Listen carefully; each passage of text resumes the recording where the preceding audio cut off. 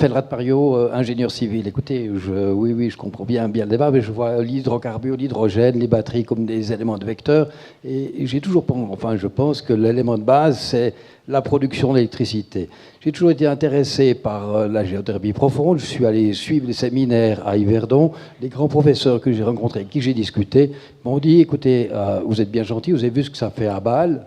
Bon, le fait que je sois ingénieur civil, et s'il faut détruire tout Bâle pour que la géothermie profonde trouve ses valeurs, je crois qu'il vous faut y aller. Il y aura des gens pour le reconstruire. Mais blague à part, on m'a dit c'est possible, ce serait rentable, mais uniquement dans des zones volcaniques ou des zones de production. Alors, est-ce qu'on ne pourrait pas imaginer, parce qu'en fin de compte, on en est là, qu'on réduise les consommations, je crois qu'on est 100% d'accord, ou tous d'accord, qu'on soit obligé d'en consommer aussi, est-ce qu'on ne pourrait pas, avec l'idée de faire des gazoducs et autres, de faire la production où on a, parce que la géothermie profonde, jusqu'à preuve du contraire, elle est inépuisable, totale.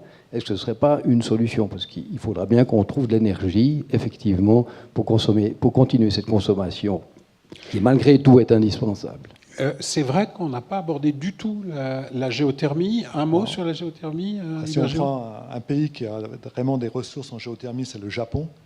Et pourquoi est-ce que le Japon fait si peu en géothermie? C'est parce que ça coûte très cher. Pourquoi est-ce que le Japon est parti sur le nucléaire, qui est quand même pas la meilleure des solutions? C'est parce qu'il n'arrivait pas à trouver de solution géothermique de grosse échelle.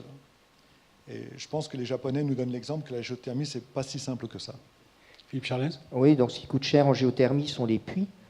Donc les puits, ça coûte, forage, ça coûte toujours très cher parce que ce sont quand même des moyens assez lourds à mettre en œuvre. Et encore une fois, la géothermie, c'est un peu comme les renouvelables de nouveau, c'est-à-dire que c'est là où il y a de la géothermie, encore une fois. Donc c'est pas quelque chose que vous pouvez déplacer et mettre un peu, comme je disais, où je veux et quand je veux.